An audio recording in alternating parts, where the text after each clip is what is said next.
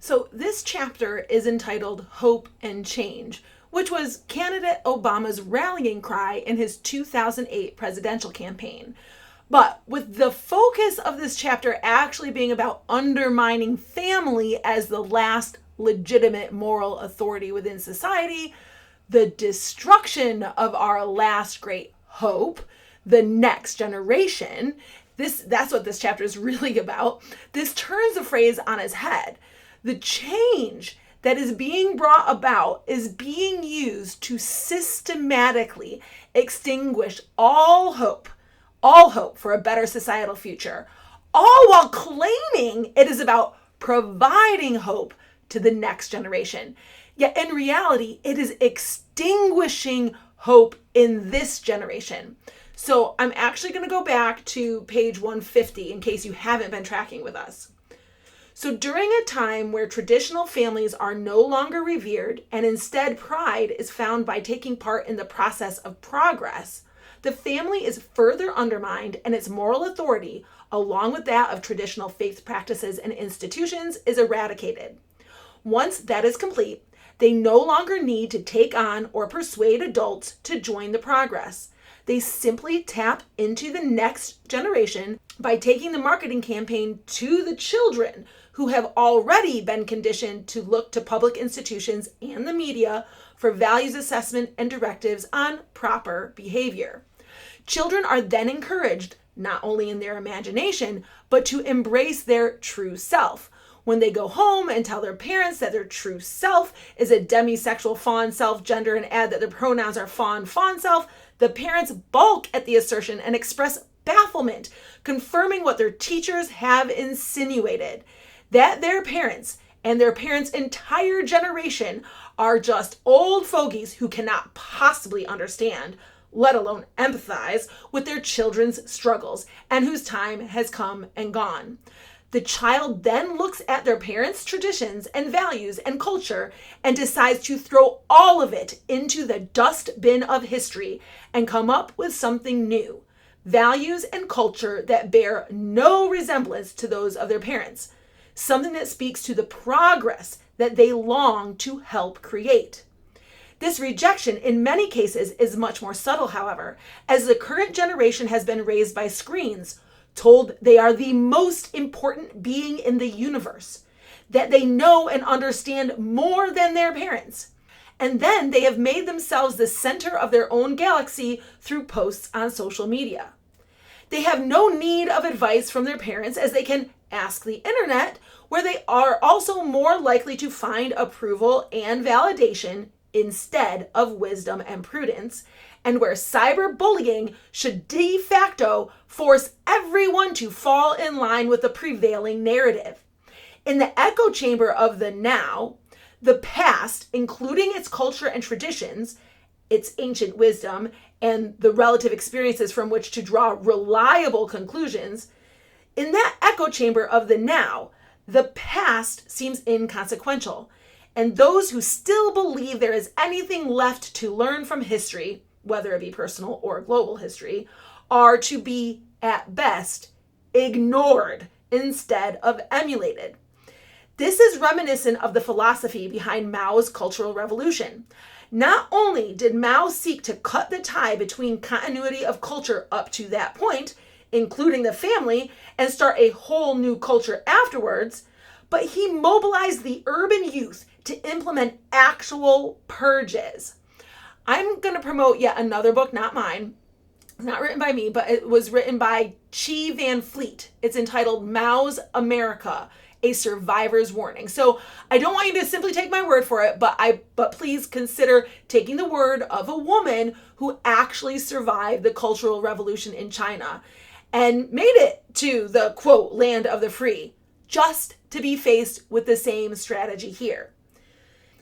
The goal of cutting the tie between continuity of culture up to this point, including the family, and starting a whole new culture afterward, that goal is also a primary tactic of progressivism as they seek to separate the new generation from the traditions and views of the old generation. For Mao, it was to destroy the four olds: old culture, old habits, old customs, and old ways of thinking. But this progress is progress toward what? This rejection of culture has been gaining ground in the United States over the last few generations, and it has always been the university system at the forefront of challenging traditional authority, traditional norms, and promoting change. The question we should be asking, though, is to what end? Is change itself the end goal? That is the idea behind progressivism. As long as we continue to embrace and promote change after change after change, we are headed in the right direction, progressing as a people, as a society. But while we do appear to be going in a particular direction, what exactly is the destination we are trying to reach? What is the new culture they are trying to build? How does the path we are on actually get us there? And while this rejection of family, traditional values, and culture, and this embrace of progressivism started in the university system, the push toward progress has infiltrated every area of society it seeks to destroy, even into the elementary school classrooms. And you have to understand, the people perpetrating this destruction do not see it as destruction at all, but as a necessary step toward perfection. I think they believe that if they break down society entirely, they can rebuild it into perfection. Of course, it will be their ideal, their idea of perfection. But I honestly don't think they know what their ideal would look like, other than maybe they will have power and wealth. I mean, right now, I'm just having visions of the Spanish Netflix series, The Process, La Procesa, and the film Elysium with Matt Damon. But the point is that this push towards so-called progress has now infiltrated every single area of society. And although not everyone who comes out of an institution of higher learning is or will become a radical progressive or even what one may deem liberal, we have been conditioned within academia to desire progress since at least the end of World War II.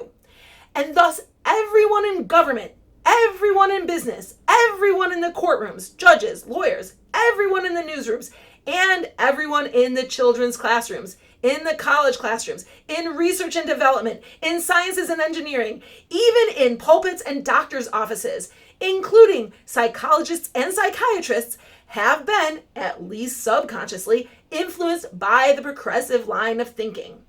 Often, this will include the perceived need to fully reject or fully embrace such thinking, regardless of the consequences. But more often, those influenced have no idea how this socialization has affected their attitudes and behaviors. But one thing I do know is that this is another method through which division is sown and political polarization is increased in order to keep us hating our neighbor, and that's being reinforced through this constant push and movement for change and progress. So yes, America is in the process of being fundamentally transformed through this constant pursuit of progress, that is actually devolution of society, because truth be told, it is not really progress toward anything but a rejection of what is and always has been.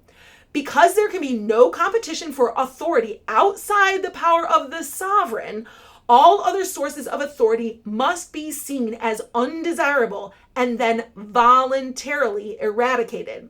The destination progress is headed for, the end goal of progressivism, is thus absolute state power, an all-powerful benevolent government. If there is any competing source of authority or any competing power still perceived as legitimate outside that of the state, the sovereign cannot be absolute. Any source of objective truth or values is then going to be a target for the progressive movement.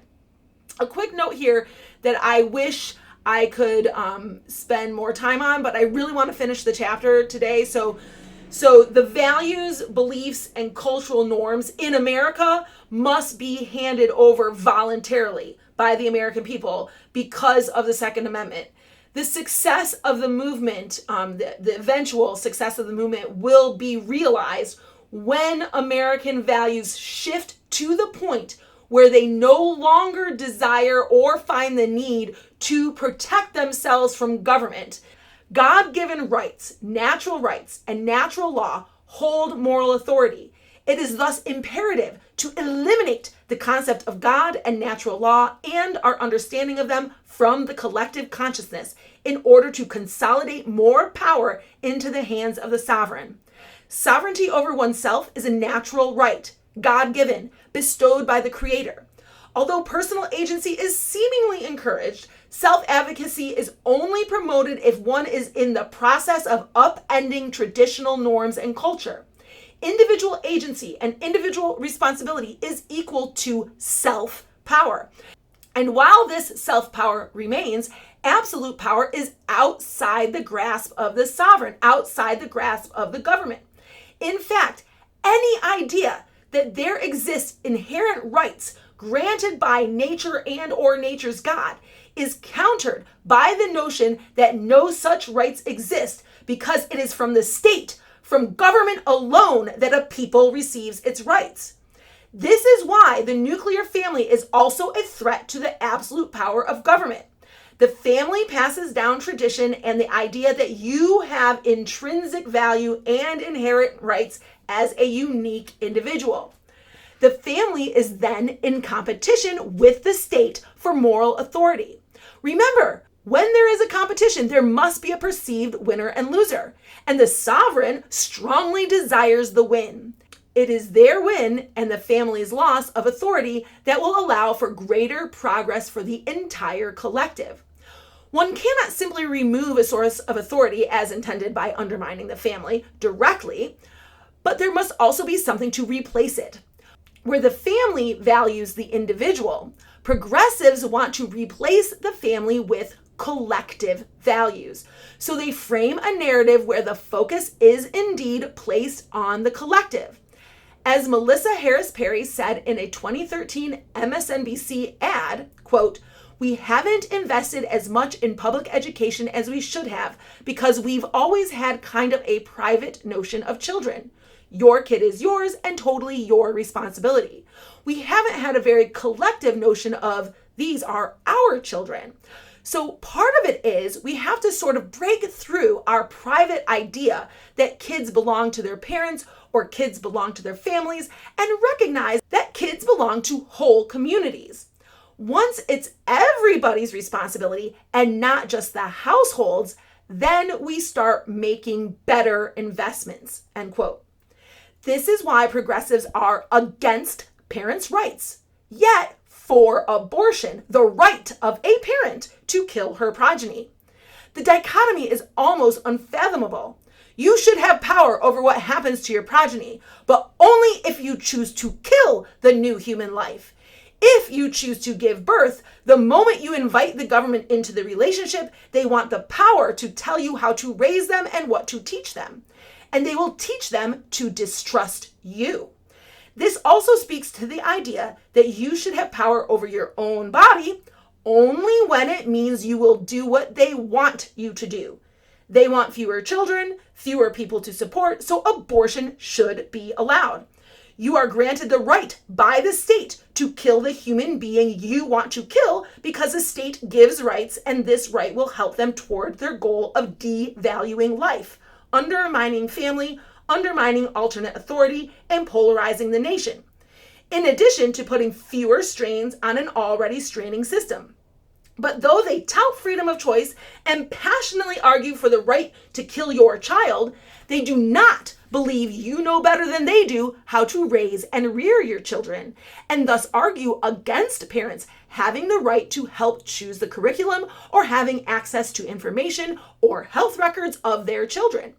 Those focused on the collective believe they know better than parents what the children need for their happiness and personal progress because they are certain of the path that will guarantee collective progress.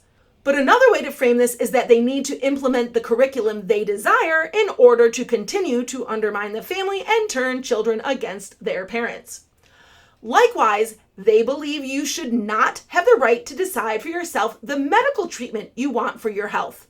Unless, of course, it is abortion, physician-assisted dying, the right to die, or DNRs, Those are helpful to the state. You also cannot decide what you should wear or what activities you want to engage in for your own health and safety unless you choose what they want you to choose. If you disagree with their vision of progress, you are not smart enough to know what will make you happy. You cannot decide for yourself what you should eat. How much salt, how much sugar, how much red meat. You are too stupid to make the best decisions about what car to drive or what technologies to embrace. You end up relying on government for every decision and every material possession and ultimately every thought. And with the reminder that individual liberty and individual responsibility are two sides to the same coin, if we are no longer responsible for ourselves, we don't deserve, nor can we handle, personal liberty. And the entire American society has been successfully and fundamentally transformed.